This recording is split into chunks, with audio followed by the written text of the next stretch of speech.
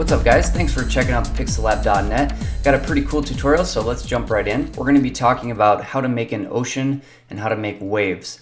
So in the past, one way to do that was to make a plane, and then what you would do is go to your effectors and go ahead and add a random effector.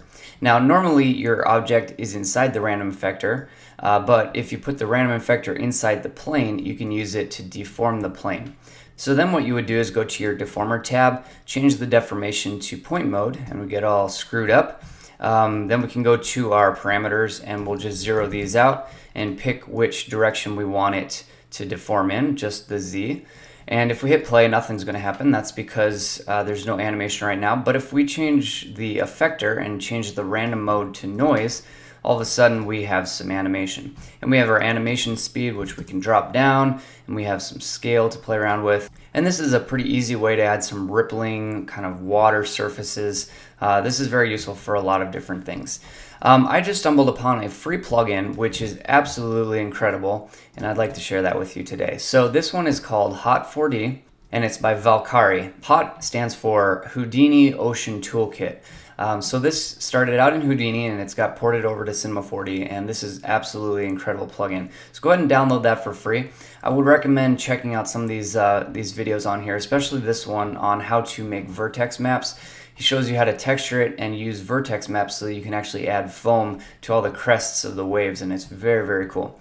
So go ahead and download this and put it in your plugins folder. You need to have R14 for this. And then what we're going to do is go ahead and start with a plane again. And under your plugins, we have Hot4D. Now, the Hot4D goes inside the plane, just like the previous effector, so that it deforms the plane. And by default, we have something that looks pretty similar to the random effector, no animation. So let's go ahead and go into our Hot4D, and we have tons of different features and options in here. So the one we're looking at first is to get sort of a base animation set up. So let's go ahead and, on your time, go ahead and make a keyframe. And then at the end, you can kind of kick it up to whatever you want and make another keyframe. Let's right click and go to animation show tracks, and let's change these to linear keyframes so that it's kind of smooth the whole way through. All right, so here's our base animation. And let's go ahead and kick up the approximate wave height. Now, the first thing I want to show you is that it's going to get kind of janky, right? The way to fix that is in your plane. It's all about the subdivisions. So if we crank up these subdivisions, crank them way up, we're going to get a much smoother look right here. So let's go ahead and make this a bit bigger as well, the plane. All right, so the first thing is this is way too intense. So the wind speed is going to change that, and this wind speed is going to give you some really nice results. You actually have to increase the wind speed for it to kind of settle down a little bit. So now you can see, let's go ahead and kick down the wave height a little bit.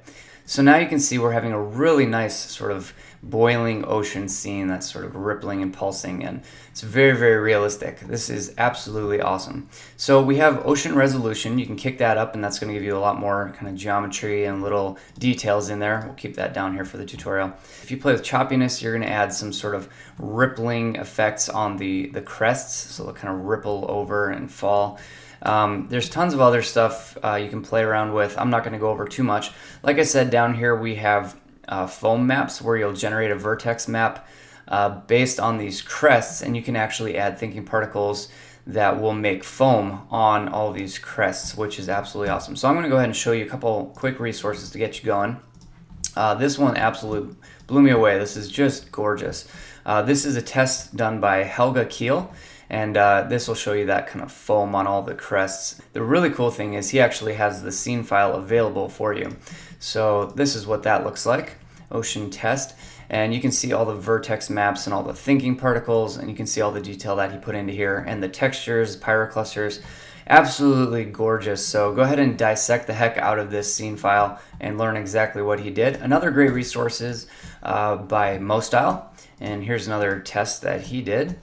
And play that. So this is a buoy kind of floating in the ocean, and he's got a really nice texture on this ocean. Go ahead and download this. He's got a free scene file as well, which you can download, and here's what that looks like. So yeah, this should give you some great resources, kind of dissect, see what they did with their textures, see what they did with the different settings in the Hot4D plugin. Anytime you have oceans or water, this is going to be the best place to start and give you some great results. So play around, have fun. If you make anything cool, shoot it my way. I'd love to see it. Thanks for checking out the Pixel Lab, and we'll see you next time. Bye.